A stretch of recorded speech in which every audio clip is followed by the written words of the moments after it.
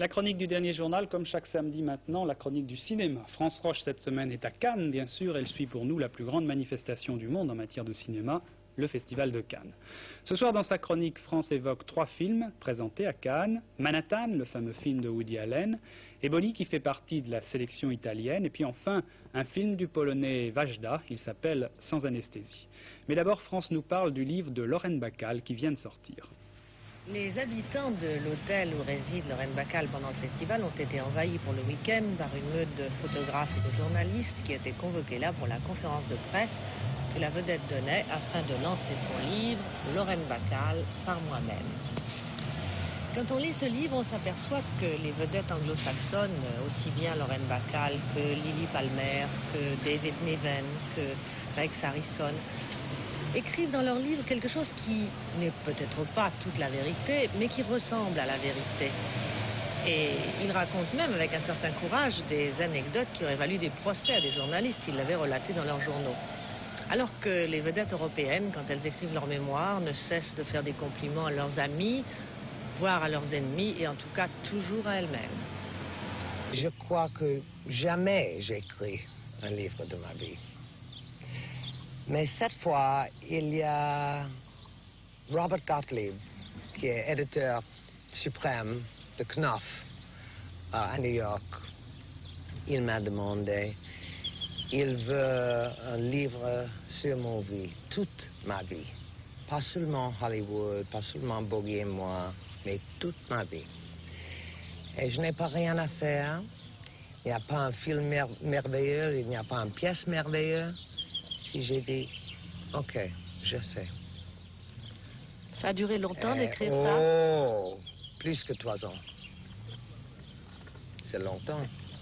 Mais c'est pas si long comme I have lived. It took me longer to live it than it did to write it, you know. C'est difficile à traduire ça. Ça vous a pris longtemps à le vivre qu'à l'écrire? Oui. Ce livre, Lorraine Bacall le dit, dans un des chapitres, elle l'a écrit parce qu'elle s'était séparée d'un monsieur avec qui elle comptait sa vie, en quelque sorte pour se consoler d'un chagrin d'amour. Dans Manhattan de Woody Allen, il est aussi question d'un livre et de déboires d'amour, car le héros Isaac y est aux prises avec son ex-femme qui a écrit un best-seller dans lequel elle raconte leur vie commune en naturellement réglant ses comptes. Isaac est un personnage très très malheureux.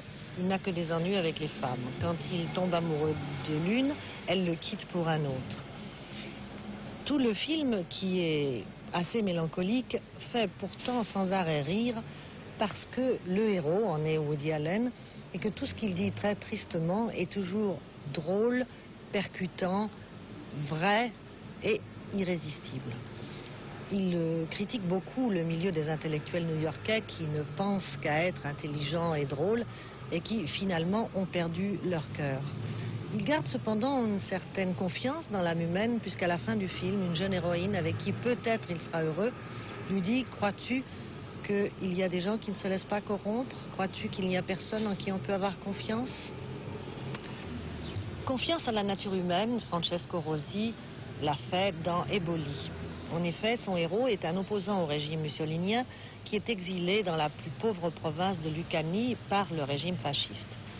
Et il devient peu à peu ami des paysans.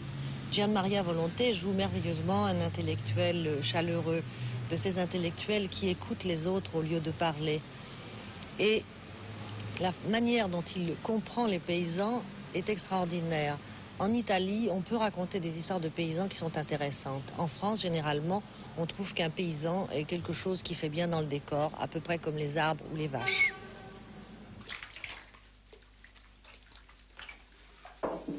Siete ben fatta, non vi manca niente. Allora, si è deciso a posare per il ritratto?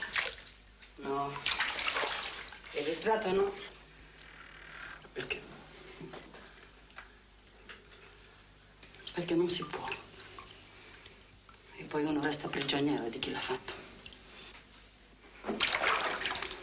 Chi te le racconto tutte queste scemenze?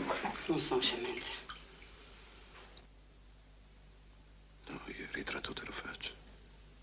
E perché proprio il mio? Fatelo a qualcun altro.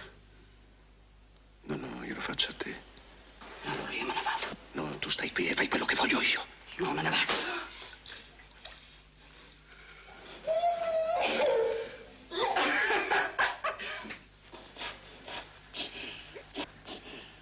Un troisième intellectuel, celui-ci un intellectuel polonais dans le film de Wajda, Sans anesthésie.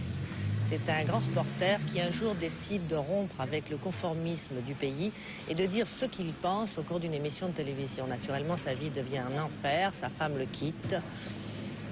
Vous verrez. Żona pana nie chce z panem żyć po prostu. Nie chce żyć. Ona uważa tak, że nigdy nie było pomiędzy państwem prawdziwej więzi, raz intelektualnej, dwa psychicznej, trzy fizycznej. Ale że jesteście sobie zupełnie różnymi ludźmi, którym kiedyś wydawało się, że się kochają. I dzisiaj, już jako dojrzała kobieta, doszła do wniosku, że nie ma sensu po prostu kontynuować tego rutynowego, jakby powiedzieć, fasadowego pożycia. Słucham? Fasadowego pożycia. Już, co, o co chodzi? Nie No bardzo nie, wiem, pozwany, czy nadużywa alkoholu, żąda mieszkaństwa libacji, no jak dzieci. Przepraszam bardzo. Słyszał pan, panie redaktorze, kiedyś o teorii klocków? Klocki pasują do siebie albo nie.